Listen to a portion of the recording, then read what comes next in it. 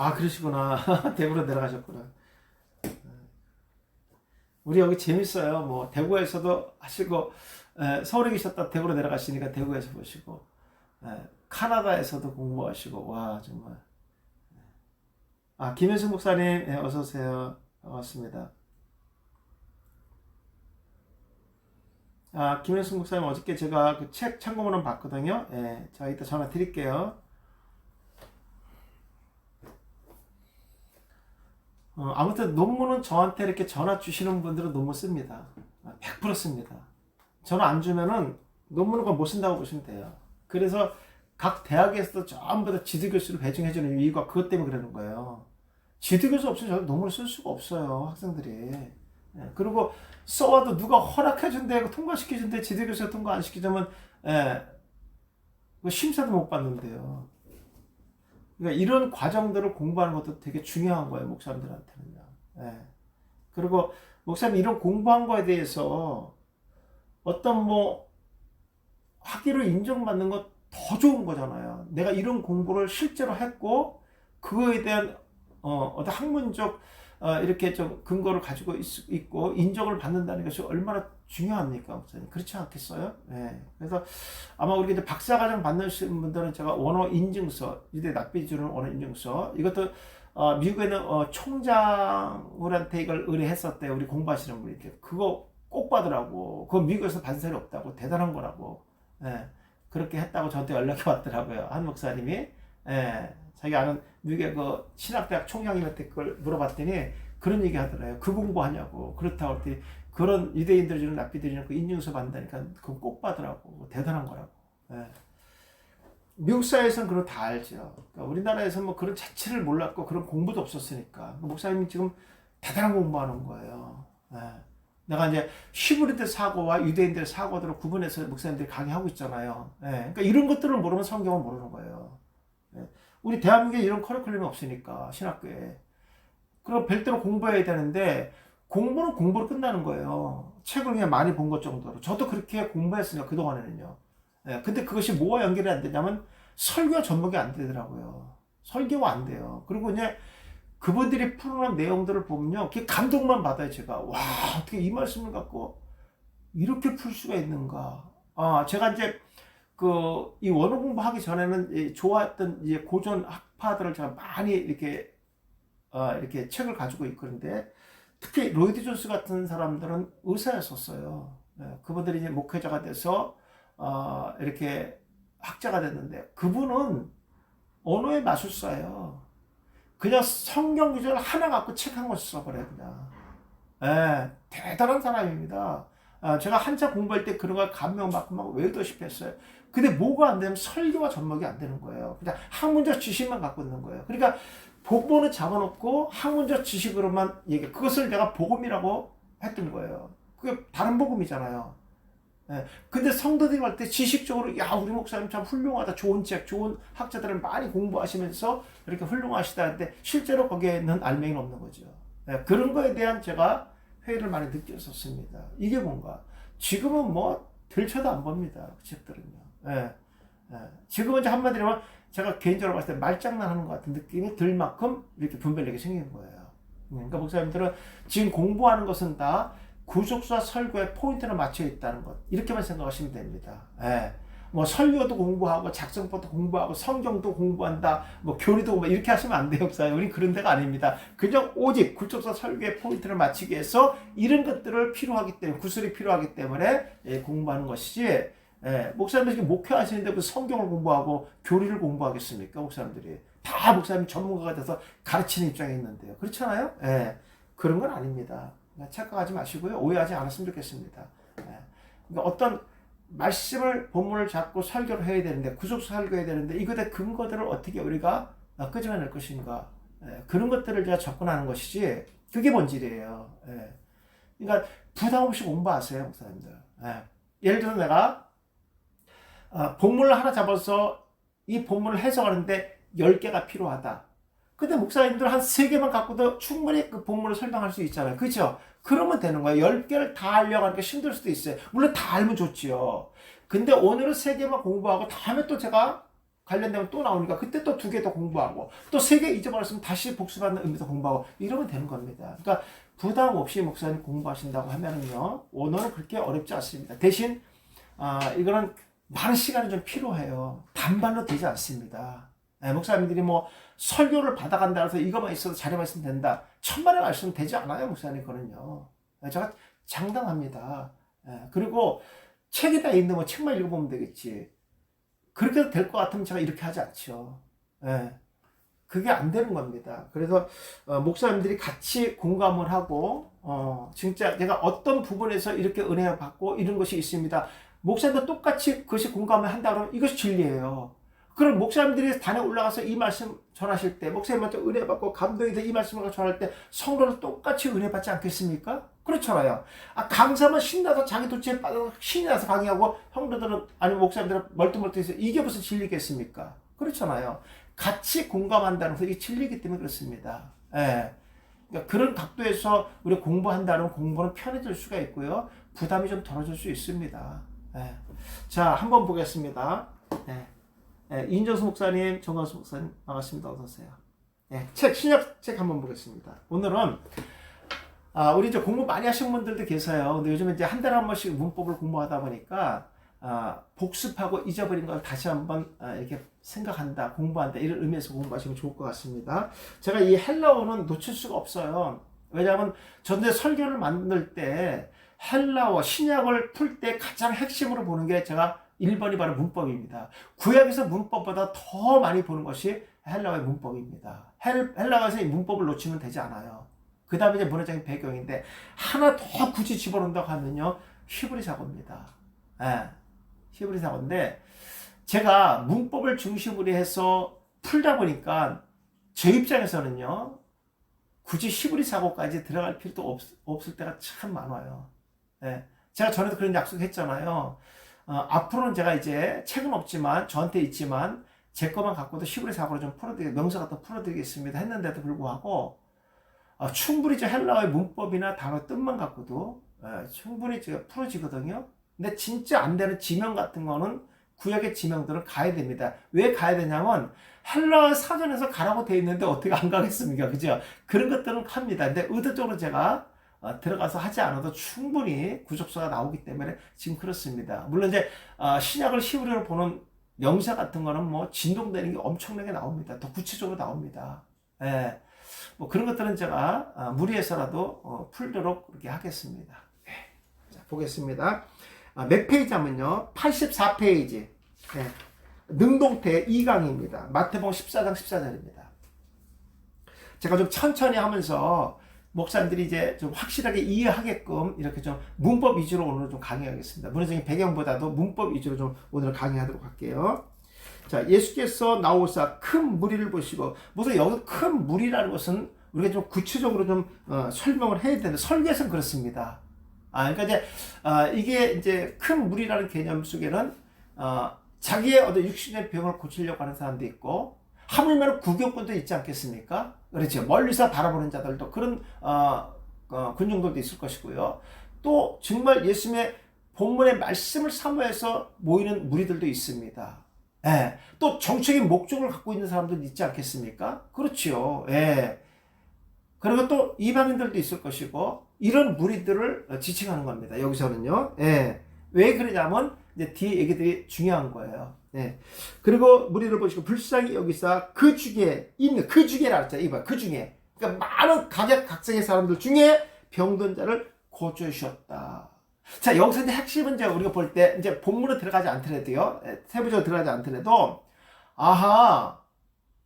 그러니까 그 병자 중에서도 많은 무리 가운데 속에서도, 물론 이제 그 병자는 단수로 고쳐줍니다. 단수입니다. 다 고쳐준 것이 아니라, 또 하나의 우리가 볼 수 있는 것은 뭐냐면, 그들이 찾아오지 않았는데, 예수가 그들에게 나오셨다 그랬어요. 찾아오지 않나. 물론 병자들 있는데, 그들이 예수께 찾아, 예수여, 나사렛 예수 이렇게 외치면서 하지도 않았는데도 불구하고 예수님이 나오셔서 고쳐주셨다는 사실. 여기의 핵심은 뭘까요, 목사님? 여기서. 구속사를 할 때 뭐와 연결시키면 좋을까요? 구원론이죠. 그렇죠. 구원은 내가 자청해서 찾아가서 받는 거 아니라 주님이 찾아오시는 겁니다. 그러니까 이런 것들이 이제 우리가 본문을 보면서 핵심의 포인트를 잡아서 가는 거예요. 예. 그러면서 이제 그 근거를 뭘로 제시하느냐? 문법을 하는 겁니다. 문법으로. 헬라어 문법. 아주 중요한 거예요. 그러니까 헬라어 문법을 쉽게 풀기 위해서는 제가 무엇을 잘 찾아야 된다 그랬죠? 단어입니다. 단어. 또 하나. 그 단어의 의미를 먼저 바이블에서 한번 찾아보세요. 단어를 클릭하면서 이 단어가 어떤 의미에 쓰여져 있는가, A, B, C 있는 거 있잖아요. 그리고 거기다 파란 걸로 본문이 나와서 그걸 집중적으로 읽어보시면 되고요. 맨 위에 기록되어 있는 그 내용이 공통적인 주제입니다. 그걸 읽어보시면 이런 뜻이 있구나, 이 단어는. 그런 각도에서 본문을 딱 보면 구조가 팍 펼쳐버립니다. 이렇게 보는 거예요. 다시 한번 정리할게요. 여기 핵심을 보면 마태복음 13장 예수가 요건 지금 뭐와 연결된 시대가 뭐냐면요. 이때 시기가 세례자 요한이 죽은 다음이에요. 그러니까 그 전에 이렇게 많은 무리가 없었단 말이에요. 그러면 이 중에서도 누구냐면 세례자 요한의 제자들도 여기 함께 무리 속에 동참했다. 그 얘기예요. 그러니까 이런 얘기들을 구체적으로 목사님 설교하실 때 끄집어내셔야죠. 그런데 불구하고 예수께 나오셔서 큰 불을 보고 불쌍히 그 중에 있는 병자를 고쳐줬다 이거예요. 외친 것도 아닌데 나사렛 불쌍 이런 얘기도 한 것도 아닌데 불구하고 고쳐줬다는 거예요. 이게 이제 핵심입니다. 그러면서 이 병 고치는 사건은 어떤 의미를 갖고 있는 것인가 이걸 보셔야 된다는 거예요. 이게 구원과 연결시켜져 있는 말씀이다. 이해가셨죠? 자, 보겠습니다. 요 얘기 이제 그런 얘기들입니다. 아까도 말씀드렸지만 세례자 요한이 죽고 난 후에 그러니까 광야에서 외치는 자였었잖아요. 그렇죠. 근데 그거 죽었단 말이에요. 예. 그러니까 메시아를 또 생각했겠죠. 그래서 이제 신명기 34장 10절 그 후에는 이스라엘의 모세와 같은 선지자가 일어나지 못하였나니 모세는 여호와께서 대면하여 아시던 자라 이렇게 말씀하고 있습니다. 그러니까 이스라엘 백성들이 생각하는 광야에서 외치는 자는 메시아를 받고요. 그 근거는 모세였다. 예. 이렇게 보시면 되는데 이제 뒤에 나오겠습니다만 이제 모세의 죽음에 대해서 우리 어제도 잠깐 다뤘거든요. 예, 오늘 제가 다루겠습니다. 예, 성경에 신명기에 나오는 말씀 갖고 제가 좀 구체적으로 다뤄드릴게요. 주석가들은 모세가 어떻게 죽었느냐. 예, 그래서 변화산 사건을 통해서 모세도 죽지 않고 살아서 들림을 받았을 것이다. 예, 변화산 그 사건을 통해서 그렇게 주석한 사람들도 많이 있습니다. 주석가들요. 근데 이제 그런 것들은 본인이 추측해서 자기가 생각하는 것이지 근거는 없어요. 근거를 제가 좀 다루려고 합니다. 오늘요. 네, 이따 뒤에 나오니까 그때 좀 다뤄드릴게요. 자, 여기서 또 나오는 말씀이 오늘 중요한 거죠. 이사야서 35장 5절과 6절입니다. 그때 맹인의 눈이 밝을 것이요 못 듣는 사람들의 귀가 열릴 것이며 그때 저런 자는 사슴같이 뛸 것이며 말 못하는 자의 혀는 노래하리니 이는 광야에서 물이 솟겠고 사막에서 시내가 흐를 것이다. 누가 왔다? 메시아가 왔을 때. 예.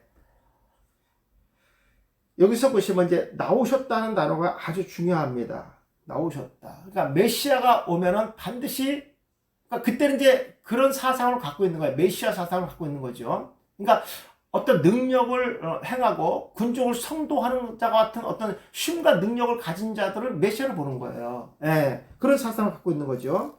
자, 예수님이 나오셨는데 엑셀 코마이라는 단어 썼어요. 그럼 보세요. 문법이 뭐냐면 동사, 분사, 과가 능동태로 되어 있어요. 그러니까 누가 요청해서 불러서 나온 것이 아니라 스스로 나오신 거예요. 예수님께서는요. 예, 이것은 예수님의 주권적인 의지라고 보셔야 됩니다.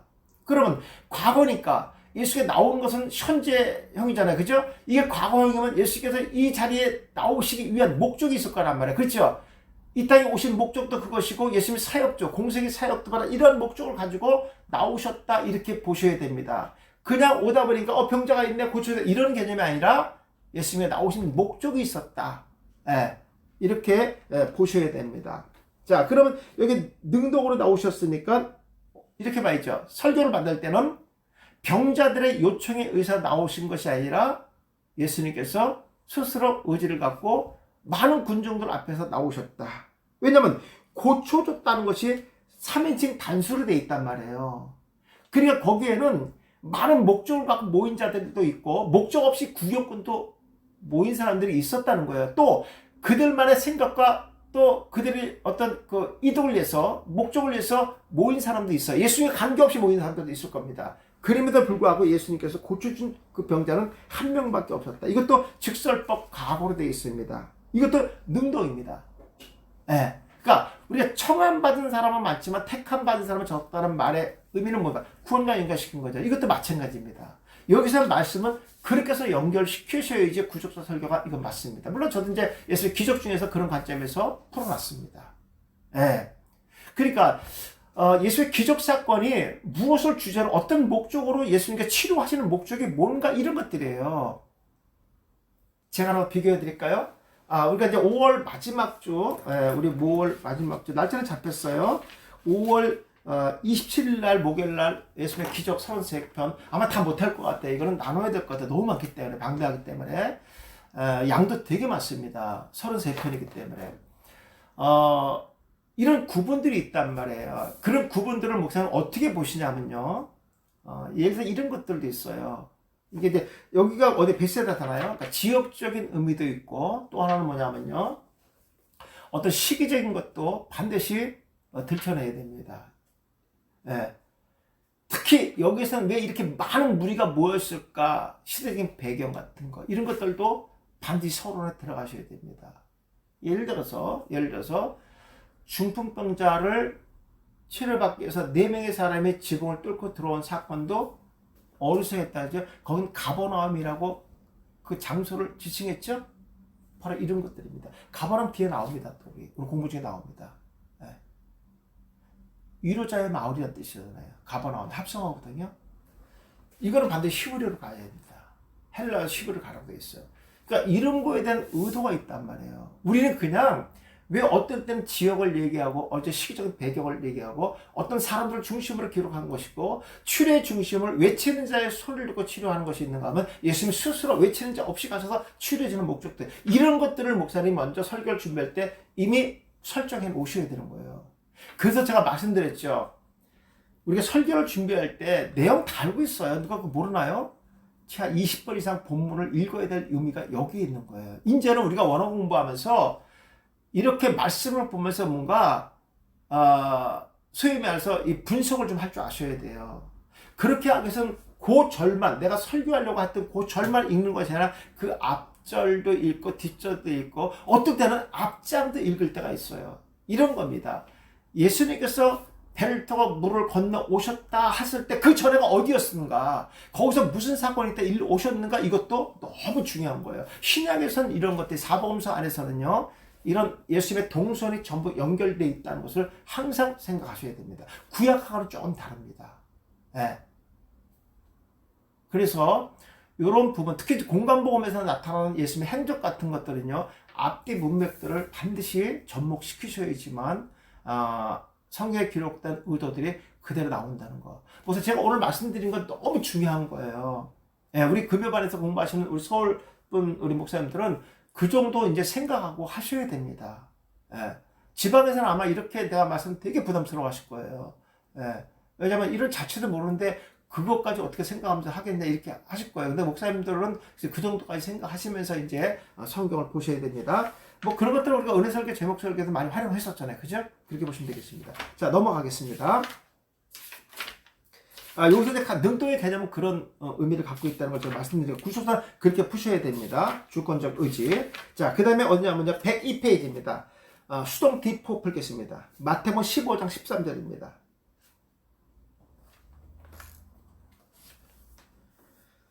여기서 이제 앞절 내용들을 이제 읽고 해야 되는데, 그렇게 이제 내용은 쉬운데 제가 이제 시간 내서 말씀을 드리겠습니다. 마태복음 102페이지 중수 D4, 수동 D4 2강입니다. 예수께서 대답하여 이르시되 심은 것마다 내 하늘 아버지께서 심지 않은 것을 뽑힐 것이다 그랬어요. 야, 이거 사실 뭐 당시에 예수님 말씀하셨던 많은 무리들 앞에서 들었던 사람들만의 문제가 아니라 성도들도 이 말씀이 사실 이거 듣기에 쉽게 들을 수 있는 말씀이 아닙니다. 왜냐하면 본인도 뽑힐 수 있다는 생각, 가정의 의미에서 이 말씀을 들릴 때가 있거든요. 예. 그랬을 때 이 당시 같이 있었던 바리새인들은 이 말씀이 어떻게 그들에게 뭐가 되겠어요? 걸림돌이 됐겠죠. 저희들에게 특히 이 말씀이 걸림돌이 됐습니다. 누구한테? 바리새인들한테. 예. 뭔가 뽑힐 것이라 뽑아낸다는 말의 의미는 확실한 의도가 있겠죠. 예. 그러니까 이런 단어가 되게 중요합니다. 우선 제가 다음번에는 제가 가시에 대한 거 있잖아요. 가시나무에 대한 거. 보세요. 가시나무가 우리가 알고 있는 그 한 나무만 있을까요? 아니에요. 예. 여러 개의 가시나무가 있습니다. 불에 타는 가시나무가 있는가 하면 불에 타지 않은 가시나무들이 있어요. 이런 것들을 구분해서 제가 한번 더 구체적으로 왜 예수님께서 십자가 지실 때 가시 멸관을 쓰셨을까? 과연 썼던 그 가시는 나무는 어떤 나무였을까? 불에 타는 가시였을까? 안 타는 가시였을까? 이런 것까지 해서 좀 제가 다음 시간에 좀 깊이 있게 강의하도록 하겠습니다. 거기서 뭐 할 얘기들이 참 많습니다. 이제 목사님들 우리 서울 같은 경우는 은유를 공부를 많이 했기 때문에 이제 이런 것들을 구분해서 한다라면 무진장 깊은 말씀들이 이제 막 쏟아져 나올 겁니다.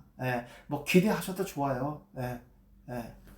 제가 이제 이런 근거들을 갖고 목사님들이 할 거니까 이건 이제 헬라어도 같이 보면서 제가 하겠습니다. 히브리어도 보고 헬라어도 보면서 깊이 있게 다음 시간에 풀어드릴게요.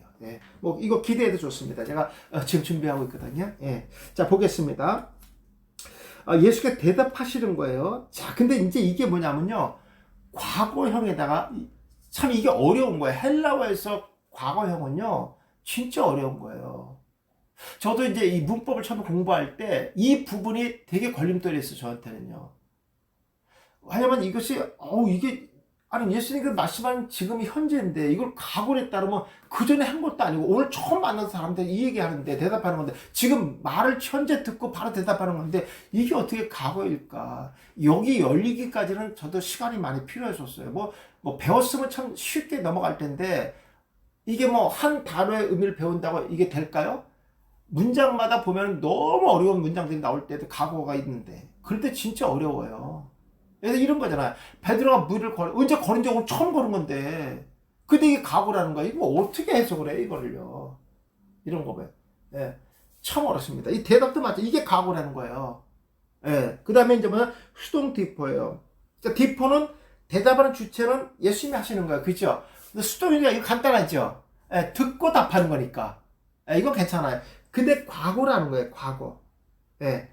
지금 수동 디포는 쉽게 풀려져, 이거는요. 그러니까 듣고 예수님께 대답하시는 거니까 이건 쉽습니다. 말하는 나지만 그것은 그들의 말에 대해서 답변, 이건 안 할 수도 있는 거예요. 그러니까 말하는 주체가 우선이 되니까 이게 뭐가 되는 겁니까? 디포가 되는 겁니다. 디포. 안 할 수도 있어요. 말 듣고 안 할 수도 있잖아요. 그래, 알았어. 이런 걸 말할 수 있잖아요. 근데 내가 디포로 말하는 거예요. 답변을 해주겠다 이런 얘기예요. 근데 이게 과거예요. 이건 어떻게 할까요? 그렇죠. 이렇게 하면 좋죠. 구속사로 봤을 때는 그들이 질문하고 물어보는 것을 이미 알고 답했다. 알고, 이게 과거예요. 알고 답하는 건 현재잖아요. 그렇죠? 대답하는 건. 이미 알았다는 자체가 과거입니다. 쉽지 않죠? 야, 저렇게까지 정말 내가 할 수 있을까? 하면 열어주시는 거예요. 목사님 자꾸만 듣다 보면 귀가 열리고요. 목사님들이 성경을 보는 눈이 열리게 됩니다. 그렇게 하셔야 되는 거예요. 그러니까 예수님은 대답할 말을 이미 그들의 의도를 알고, 이것이 과거고요. 그거에 영향을 받아서 지금 예수님께서 말씀하시는 거예요. 이렇게 하셔야 됩니다. 이게 구속사적인 의미를 갖고 있다. 이렇게 보셔야 됩니다. 문법 위주로 제가 오늘 한다 그랬어요. 어떻습니까, 목사님? 여기 보시면 대답하다, 말하기 시작하다 그랬어요. 말하기 시작하다. 그럼 어떤 말을 왜 시작했는가? 이미 그들의 의도를 다 알고 하셨다. 이렇게 보시면 됩니다. 왜냐하면 제자들이 되게 걱정할 부분이죠. 근데 왜 그러냐면요. 우리가 이제 만약 설교를 한다면 이렇게 해야 되겠죠. 예수님 말하실 의도는 뭐냐면 결코 바리새인들에게도 이것이 걸림돌이 되지 않을 수 있다는 얘기예요. 이게 무슨 말이냐면요. 보세요. 바리새인이라고 다 구원 못 받을 자, 뽑힐 자들이 아니라는 거예요. 목사님 신천지에 이단에 들어갔다고 다 구원 못 받을 자들이 아니라는 거예요. 그 중에서도 하나님께서 선택한 자들은 어떤 방법으로 뽑히지 않는 자로 다시 회복시켜 준다는 거예요. 그렇지 않겠습니까? 예수님 대답은 그런 거 아니겠습니까? 예. 지들이 걱정하는 게 그거예요. 예수님 그렇게 말씀하시면 앞으로 우리가 이 공동체 사역하는데 바리새인들에게 걸림돌이 돼서 우리가 그런 활동을 하기에 너무나 힘들어집니다. 그 얘기 아닙니까? 그러니까 바리새인들에게는 뽑혀있다는 이 단어가 자기한테는 정말 부담스러운 말이거든요. 그런데 예수님의 복음은 어떻습니까? 그들이 신분이 바리새인이기 때문에 구원을 못 받는 것이 아니라 유대인들 중에서도 마치 예수님의 제자 가룟 유다 중에서도 제자 중에서도 복음으로 하나 되지 않고 하나님을 선택받지 못한 자들은 뽑힘을 당할 수 있는 거예요. 그러군요. 교회에 나오는 자들 뽑히는 자가 있다니까요. 거꾸로 신천지 이단에 들어가 있는 자들은요, 하나님께서 그들의 소홀에서 빼내주신다니까요. 그런 자도 있다는 거예요. 예수님의 말씀의 대답의 의도는 이런 데 있다는 것을 기억하셔야 됩니다. 네. 이것이 우리가 그냥 여기 대답하는 자체에 이런 의도들이 숨겨져 있다는 것을 제가 말씀드리는 거예요. 해석할 때는요. 네, 문법이 그렇게 돼 있으니까. 이해가시겠죠? 자, 이것도 한번 넘어가겠습니다. 자, 몇 페이지 보시냐면요. 118쪽 중수 디퍼입니다. 중수 디퍼. 이건 문법 중에서 헬라어 문법 좀 제일 어렵고 부담들어요. 중수 디퍼. 능동, 수동태, 중간태. 이 세 개가 되어 있죠. 1번, 요건 2번, 3번 바뀌어도 괜찮습니다. 이건 항상 먼저 하셔야 돼요. 네. 자, 마태복음 4장 14절 15절. 스불론 땅과 납달리 땅과 요단강 적배 해변길과 이방의 갈릴리 흑암에 앉은 백성이 큰 빛을 보았고 사망의 땅과 그늘에 앉은 자들에게 빛이 빛이었다. 여기 이제 그게 나오죠. 예, 여기 보시면 이제 예수님이 가버나움에 들어가실 때 스불론과 납달리 지경의 해변에 있는 동네가 가버나움이죠. 이 가버나움은 거기 보면 나홈과 크파르가 합성어입니다. 크파르 동네고 나오면 위로, 그래서 위로의 동네라는 뜻을 갖고 있습니다. 그러니까 이 가버나움의 위로를 받을 자들이 있다는 얘기죠. 예, 맞습니다. 그런 뜻입니다. 그리고 성경을 보실 때 그런 각도에서 항상 보셔야 됩니다. 그러니까 예수님의 사역과 그 사역은 병 고치는 것들은 다 포함되어 있잖아요. 그죠? 근데 그 지역을 말했다는 것은 그것이 우선이 되어야 됩니다. 그것이 예수님께서 그 마을에 들어간 목적이 거기에 나오는 거예요. 그러면 그 마을에서 위로받을 자들이 누군가 이걸 끄집어낼 줄 아셔야 돼요. 예. 이렇게 보시는 거예요. 예. 그 지역에, 여기서 이제 그 지역에 있는 모든 사람들이겠죠. 그것이 이제 이사야에서 예언된 9장 1절에서 2절의 말씀이 예언을 얘기한 거죠. 그래서 예수님께서 이곳에 왜? 그늘진 자들, 이미 죽었다고 본 자들, 어둠의 그늘에 있는 자들에게 빛으로 가신 거예요. 그들을 회복시켜주기 위해서. 그들을 위로하기 위해서 그 말에 가셨다. 이렇게 보셔야 됩니다. 자, 흑암에 앉았다는 단어가요. 중수 디퍼예요. 예. 그럼 어떻게 해야 됩니까? 디퍼니까 이미 그들이 그런 사실들을 다 알고 그냥 앉아 있는 거예요. 스스로 앉아 있는 겁니다. 그죠? 근데 이제 수동태예요. 수동태. 예. 디퍼는 스스로 능동적으로 앉아 있는 것이고요. 그리고 이미 그 땅은 저주의 땅이라는 것을 알고 있었고요.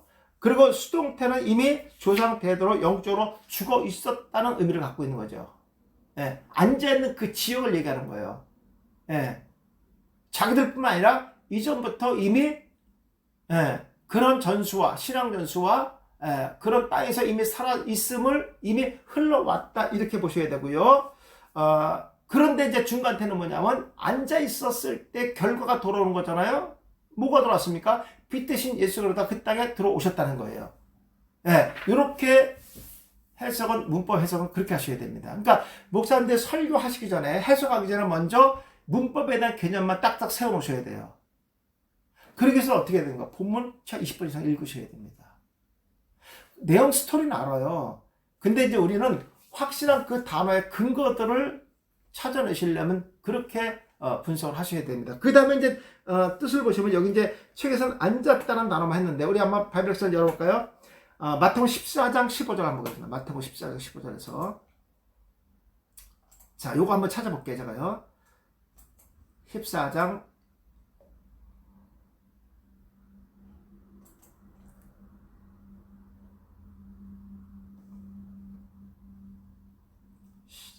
16절이겠죠. 15절도 괜찮습니다. 15절, 16절 같이 보는데 15절에 보시면 거기 보면 마태복음 4장 15절. 바이블에서 열지 않으신 분들은 성경 보세요. 4장 15절에 보시면 16절에 흑암에 앉은 그랬잖아요. 2521 2521번 카테마이라고 되죠. 카테마이. 이것도 합성어예요. 카테와 헤마이. 합성어거든요.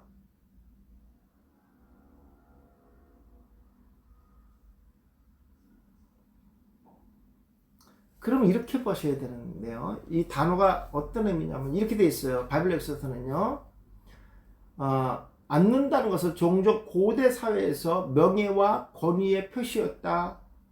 예를 들면 왕이 신하들의 알현을 받기 위해서 자리에 앉아 있으며 법관이 판결을 내기 위해서 자리에 앉았고 선생이 가르치기 위해서 자리에 앉았다. 그럼 이 자리는 뭐예요? 한마디로 얘기하면 특별하게 정해진 자리잖아요. 그죠? 아무나 앉을 수 없는 자리. 그것이 좋은 의미에서는요. 좋은 의미에서는 그 자리 자체가 그 사람의 신분을 나타내는 자리를 말씀할 때 요 단어 씁니다. 거꾸로 얘기할 때 좋은 의미는 그렇지만 나쁜 의미에서는요. 저주받은 자들이 앉는 자리는 이미 그들만의 자리잖아요. 그렇죠? 그런 의미입니다. 여기서는요. 여기서는요. 그러니까 이렇게 보시는 거예요. 이 단어가 이제 그런 뜻을 갖고 있잖아요. 그 용법을 보면은 이 단어가 그런 의미를 갖고 있다.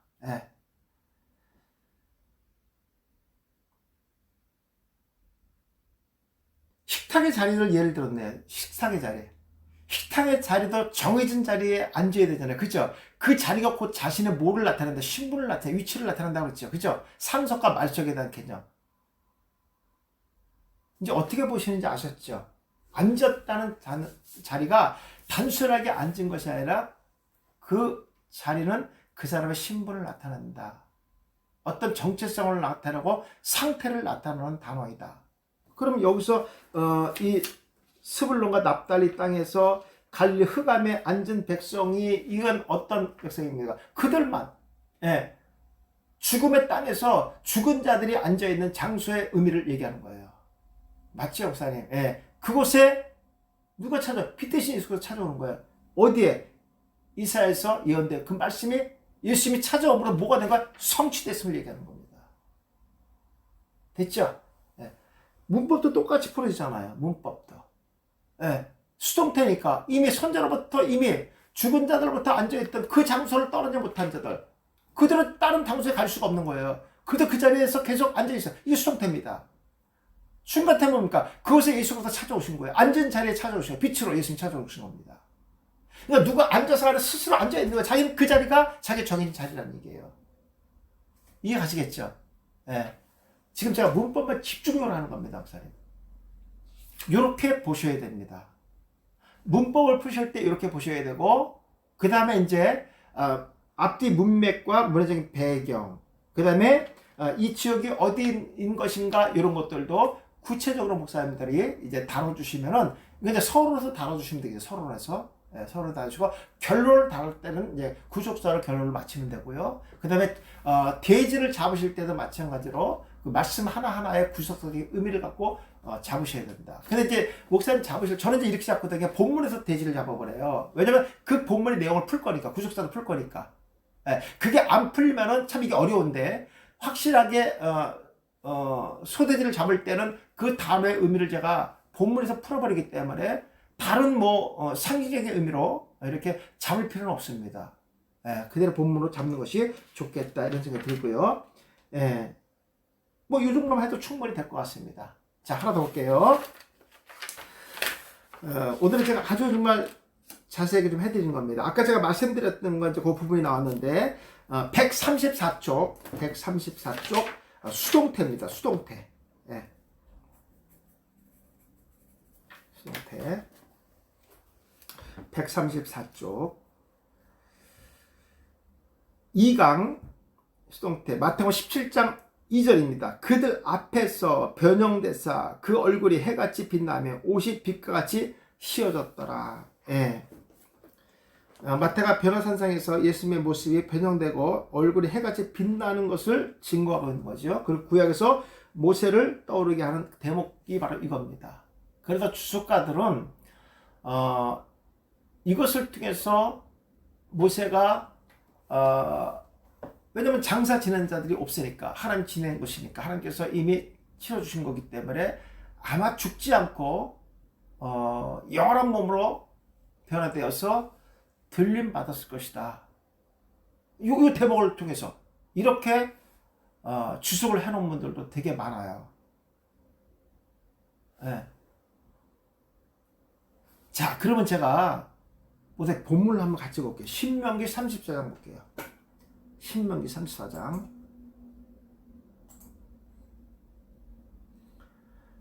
목사님 염두에 둘 것은요. 이건 어느 목사님이 번역을 한 거예요. 이제 문자적인 해석을 하려고 하는 거 아닙니다. 그러나 문자적인 해석을 우리가 배제할 수는 없잖아요. 그죠? 예. 그래서 제가 먼저 읽어드리고 할 겁니다. 신명기 34장 5절부터 8절입니다. 5절부터 8절. 이에 여호와의 종 모세가 여호와의 말씀대로 모압 땅에서 죽어. 이건 무트 실제로 죽은 거예요, 목사님. 이런 게 중요한 거예요, 목사님. 네. 변화돼서 영원한 몸으로 변해서 올라간 게 아니라 여기 무트를 사용했어요. 무트. 맞죠? 클릭해 보세요. 무트. 이거는 실제로 생물학적인 죽음으로 되어 있는 거예요. 이래서 원어 공부가 중요한 거예요, 목사님. 주석가들은 그렇게들 해놨더라고요. 네. 네. 이 부분을 갖고 그렇게 했어요. 그 다음에 변볼 맞은편 모압 땅에 있는 골짜기에 장사되었고, 요거 보세요. 장사되었고, 이건 매장, 카바르라고 되어 있죠. 요거 실제로 매장 맞습니다. 요것도요. 그러면 저건 아니잖아요. 영원한 몸을 변화돼서 죽음을 맛보자고 올라간 건 아니잖아요. 그렇죠? 맞잖아요. 이렇게 돼 있잖아요. 썼으니까. 올라가지 그에 묻힌 곳을 아는 자가 없다. 묻혔다는 거잖아요. 묻히지 않은데 묻힌 자가 아는 곳이 없다 이런 말을 왜 하겠어요? 묻혔기 때문에 그런 거죠. 맞지 않아요? 제가 지금 그 부분만 이제 반박하는 거예요, 지금요. 예. 모세가 죽을 때 나이가 120세였더라. 그의 눈이 흐리지 아니했고 기력이 쇠하지 않았다. 아주 중요한 메시지예요, 이거는요. 예, 이거는요. 예. 그 다음에 이스라엘 자손이 모압 평지에서 모세를 위하여 애곡하는 기간이 끝나도록 모세를 위하여 30일을 애곡했다. 아주 정통적인 애곡의 기간들을 얘기하는 거죠. 예. 이스라엘 자손이 모압 평지에서 모세를 위하여 애곡하는 기간을 끝나도록 모세를 위하여 30일을 애곡했다. 자, 이렇게 봤을 때는요. 이렇게 봤을 때는 모세의 죽음에 대해서 실제로 확인된 것은 없어요. 이스라엘 백성들이. 그렇죠. 확인된 건 없습니다. 그리고 모세에 묻힌 것을 아는 자가 오늘날까지 없다. 장사된 것을 아는 자가 없다는 거예요. 그 말의 의미는 뭘까요? 그렇죠. 이스라엘 백성 중에 출애굽했을 당시에 그 무리들 중에 누군가가 그를 장사를 하지 않았다는 얘기예요. 지금 이거는요. 그래서 우리가 알고 있는 유다서 1장 9절에 보면 나오잖아요. 천사와 마귀들이 그 논쟁한 것 나오잖아요. 그죠? 예. 그러면 이제 중요한 게 있어요, 목사님. 그럼 그들이 30일을 애곡했다는 것은 사실 모세가 죽었기 때문에 그 사실을 알았기 때문에 애곡한 게 아니냐. 그렇죠? 장사는 지르지 않았어요. 이들이 할 수가 없었죠. 예, 그걸 할 수 없어. 하나님이 하신 거기 때문에 할 수 없는 거 틀림없어요. 저는 이렇게 생각했습니다. 저는요, 그냥 제가 추측만 하는 겁니다. 지금 제가 이 번역을 갖고는 얘기하고 싶지 않아요. 이거는요, 예. 제가 이 부분을 한번 설교를 한번 다뤄보겠습니다. 제가 이 부분을요. 네, 이 부분을 다뤄야 되겠네요. 5, 6, 7, 8 요거 한번 제가 설교를 만들겠습니다. 네. 저는 이제 자세히 다 안 봤어요. 원문을 전부 다 클릭해서 제가 하나 다 보면 이제 답은 나옵니다. 틀림없이 나옵니다. 여지껏 뭐 안 나온 게 없으니까. 이렇게 봐야죠. 물론 이제 가장 근본적인 것이 그 무덤 자체가 묻힌 곳이 있다는 자체가 하나의 우상이 될 수 있는 건 틀림없습니다. 그거는요.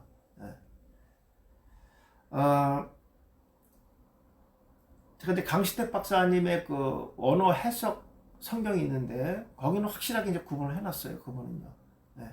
그분은 확실하게 이제 번역을 해놓은 걸 제가 갖고 있는데 거기는 하나님께서 묻은 걸로 정확하게 돼 있습니다. 문법까지 다 나와서 돼 있는 성경이 있어요. 그건 제가 신뢰합니다. 100% 신뢰하고. 여기서 이제 그들이 30일 동안 곡했다는 것은 이 상징의 의미로도 볼 수도 있고요. 제가 지금은 안 풀었기 때문에 말씀을 드리는 거예요. 근데 제가 이제 뭐를 이제 근거를 좀 댔냐면요. 우리 성지순례 갔을 때, 성지순례 갔을 때 거기 모세의 우물이 있더라고요. 모세의 우물. 그것이 어떤 나중에 훗날에 뭐 실제로 모세와 상관없는데 훗날에 사람들이 붙였을지도 모르겠어요. 그거는요.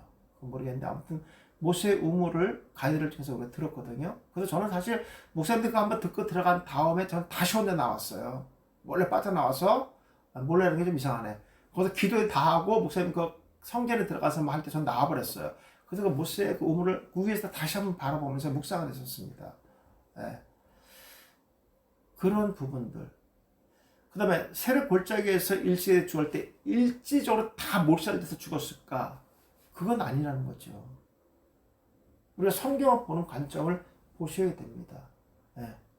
그러니까 여기서는 지금 30을 곡했다는 것은 모세가 남고 그들이 떠나면서 이런 표현들을 쓰지 않았을까? 요거를 제가 이제 원어에서 한번 찾아보도록 하겠습니다. 저는 이제 그렇게 보는 거예요. 제 관점에서는요. 이제 그것만 근거만 제시하면 될 것 같아요. 제가요. 그냥 확실하게 모세가 무트로 죽은 건 틀림없습니다. 변화되어서 올라간 것은 아니에요. 그건 아닙니다. 그건 절대로 아닙니다. 그렇게 추적한 부분들이 많기 때문에 요 부분 때문에 그렇습니다. 요 부분 때문에. 그래서 제가 어제도 다뤘기 때문에 제가 말씀을 다시 한번 드리는 겁니다. 요거를 제가 조만간에 설교를 만들겠습니다. 조만간이 아니군요. 제가 지금 빨리 만들어 7월 중순이나 8월 달 되겠네. 지금 거의 다 지금 7월 중순까지 설교가 다 맞춰져 있기 때문에 그 이후부터 해야 되거든요. 하여튼 제가 그 이후라도 요거를 한번 아주 확실하게 다루도록 하겠습니다. 더 깊이 있게 이렇게 다루겠습니다. 자, 다시 원점으로 돌아올게요. 자, 지금 이제 수동태를 합니다. 목사 수동태. 넘겨보세요. 보시면 변화대사, 이게 메타몰포입니다. 메타몰포. 이것도 뭐 합성어죠. 변화되었다는 건 수동태예요.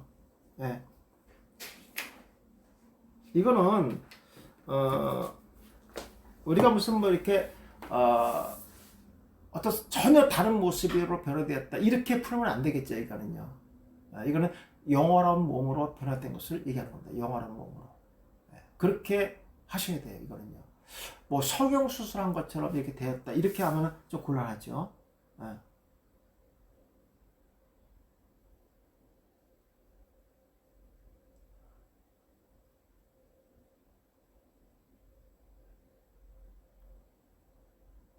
그러니까 이제 그 부분이에요, 지금. 근데 여기 성경은 이제 기록했잖아요. 그러니까 이것을 제가 원문을 보겠다고요. 여기 번역이 아니라 원문에는 빠져 있는 게 있고, 또 없는 거, 원문에는 없는데 여기서 번역된 것도 있고 막 그래요. 이걸 보겠다는 거예요, 제가 지금. 맞아요. 그걸 천사도 모르고 마귀도 모르는데 어떻게 이들이 알고 곡을 했느냐. 바로 그 말이에요, 그 말. 그래서 이런 거예요, 목사님. 예를 들어 드릴게요. 사도행전 1장 8절 하면 오직 성령이 너에게 임하시면, 그 말이 나오죠. 오직. 원문에 오직이 없어요. 근데 우리가 거기 접속사 그러나 이렇게 표현되는 거예요. 그러나. 근데 오직이라는 표현은 원문에도 없는데도 불구하고 그것을 어떻게 표현했냐면요. 반드시라는 어떤 강조의 의미, 그 말에 대한 강조의 의미로 표현돼서 번역된 것이 우리들의 번역 의도예요. 그렇죠? 근데 원문에 그런 게 없어요. 그게 강조해서도 될 필요가 없어요. 왜냐하면 그 접속의 의미로 봤을 때는 자연스럽게 흘러가면서 반복의 의미로도 흘러가잖아요. 그죠? 한 말을 또 그러나 이렇다는 것은 어떤 강조의 의미도 살짝 들어가 있어요. 근데 이런 부분들이 들어가 있다는 거예요. 빼야 되는데 들어가 있는 거. 예. 또 놓아야 되는데 안 들어간 거. 이걸 제가 찾아드리겠다는 거예요. 그러니까 이 번역 자체를 제가 100%다 믿지 못한다는 얘기예요. 예. 예. 그래서 제가 한번 이런 것들을 다뤄서 하겠다는 거예요. 예. 예, 맞아요. 예. 맞습니다. 예. 조남근 목사님. 예. 그렇죠. 만약에 이걸 사람이 알았다고 하면요. 사탄이 알죠. 당연히죠. 근데 사탄도 모르잖아요. 그 사람이 하지 않았다는 얘기예요. 이거 100% 하나님 아시는 겁니다. 그러면 어떻게 했냐. 그러니까 신학자들은 그래서 그것이 별화상 이 모습처럼 죽음을 맞지 않고 들림을 받다. 이렇게 한 거야. 근데 그건 아닌 거야. 확실히 아니에요. 그거는요. 예. 네네네네. 접속사. 예, 맞습니다. 예. 그렇게 해야 돼요.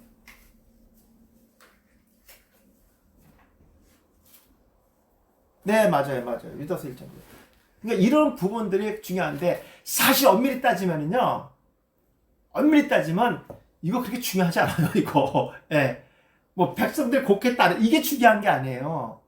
하나님께서 이미 모세를 사람들의 손에 의해서 장사시키지 않았다는 게 중요한 거예요. 그 의도가 중요한 것이지, 이들이, 이렇게 할 수도 있잖아요. 모세가 혼자 남고 그들만이 갈 수밖에 없는, 그래서 그들을 보면, 그 모세를 보면서 차마 발이 떨어지지 않고 그 자리에서 정말 죽은 자와 같이, 마치 그 헤어지는 것이 마지막 죽은 자와 헤어지는 것처럼 그런 슬픔을 가졌다. 이렇게 할 수도 있잖아요. 그렇죠? 전 그렇게 보는 것이 아마 그렇게 나올 겁니다.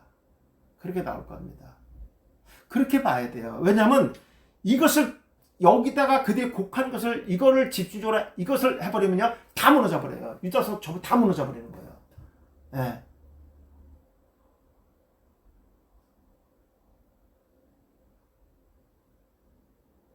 그렇죠. 구속사를 봤을 때 이렇게 적용하는 것도 맞아요. 이탕 목사님 한 것도.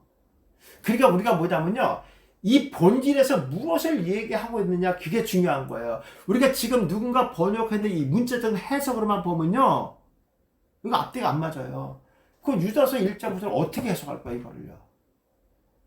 그들이 죽은 것을 확인하고, 죽은 것을 받고, 그걸 확인했다고 해서 곡했다 그러면요, 이 유다서 이걸 어떻게, 1장 9절 어떻게 풀 거야, 이거를요.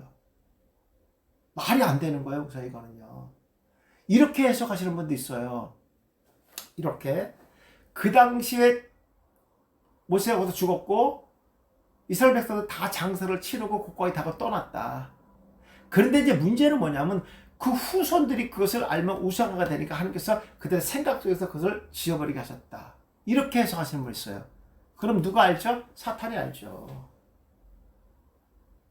인간이 묻은 걸 아는데 사탄이 어떻게 모르겠어요. 그죠? 예. 그러니까요. 그러니까 이런 것들을 제가 근거를 찾아보겠다는 얘기예요. 이게 중요한 거예요, 목사. 근데 여기서는 사실 이게 실제로 저들이 곡한 것이 장사를 치르고 곡한, 그건 아니라는 얘기죠. 근데 이렇게 이걸 내가 풀겠다, 이거를요. 이거를 내가 하겠다는 거예요, 이거는 뭐 몇 가지만 보면 답이 나올 것 같아요, 제가. 근데 이게 중요하지 않기 때문에 제가 안 다루는 것 뿐이에요, 이거. 근데 우리 번역을 이렇게 해놨지. 이렇게 하는 게 한두 개예요, 목사님? 이게 한두 개입니까, 우리가 지금? 네. 이렇게 막 그 번역자가 자기 의도대로 번역하는 게 한두 개냐고요. 그래서 우리가 원어를 보는 거잖아요. 예. 그러니까 이 번역된 말의 축제적인 의도가 뭔가, 이런 것들을 이제 우리가 찾아내면 간단한 거예요. 근데 사실 제가 결론적으로 말씀드린 그건 그렇게 중요하지도 않아요. 곡을 했냐 안 했냐, 이들이 뭐 장난지, 그건 전혀 이게 중요하지도 않아요. 아무것도 안 해, 이거는요. 예.